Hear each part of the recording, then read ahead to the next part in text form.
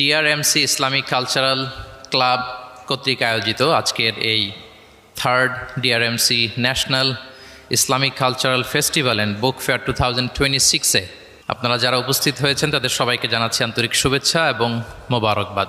আমরা শুরুতে আল্লাহ রব্বুল ইজ্জা ওয়াল জালালের দরবারে শুকরিয়া জ্ঞাপন করছি, যিনি আমাদেরকে আজকের এই চমৎকার এই অনন্য আয়োজনে একত্রিত হওয়ার সুযোগ করে দিয়েছেন। এই চমৎকার পরিবেশে আমরা সবাই পড়ছি কালিমাতুশ শুকর আলহামদুলিল্লাহ।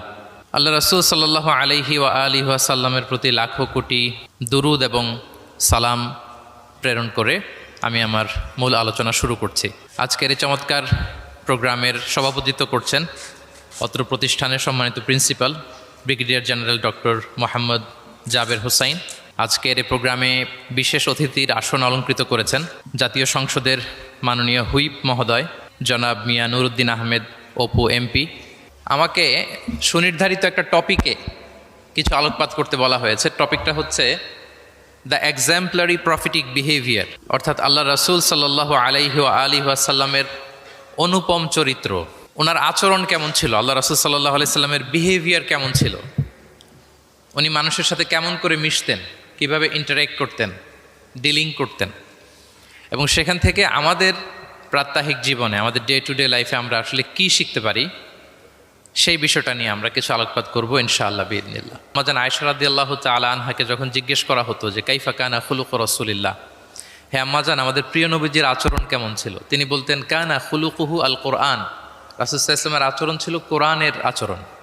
মানে পুরো কোরআনে থিওরিটিক্যালি যা বলা আছে আমাদের প্রিয় নবীজির জীবনে প্র্যাকটিক্যালি সেটা করে দেখানো আছে। তিনি যখন মদিনার রাস্তা দিয়ে হেঁটে যেতেন, as if a living Quran is walking on the street, মনে হতো একটা জীবন্ত কোরআন মদিনার রাস্তা দিয়ে হেঁটে হেঁটে যাচ্ছে। কানা খুলুকুহু আল কোরআন। তো উনি কীভাবে মানুষের সাথে আচরণ করতেন? উনি কি হুট করে রেগে যেতেন আমাদের মতো? কর্কশভাষী ছিলেন? বাজে আচরণ করতেন কারোর সাথে? ওনার ব্যবহার দিয়ে, বিহেভিয়ার দিয়ে কখনো কারো মনে কষ্ট দিয়েছেন এমনটি কি আমরা কখনো কেউ শুনেছি? না, নেভার এভার। আল্লাহ তাআলাও কিন্তু কর্কশ ভাষীকে, অশ্লীল ভাষীকে, কঠোর ভাষীকে তিনি পছন্দ করেন না। এবং মুমিন মাত্রই সে ভদ্র হবে, নম্র হবে, সুভাষী হবে। এবং এই সুন্দর আচরণ বা কোমল আচরণকে আল্লাহ রাসূল সাল্লাল্লাহু আলাইহি ওয়াসাল্লাম সব কাজের অলংকার বলেছেন। যেই ব্যক্তি থেকে কোমলতাকে সরিয়ে নেওয়া হয়েছে তার থেকে সব ধরনের খায়েরকে সরিয়ে নেওয়া হয়েছে। যার মধ্যে কোমলতা নেই, মানে সুন্দর আচরণ নেই, তার মধ্যে কোনো খায়ের নেই, তার মধ্যে কোনো কল্যাণ নেই।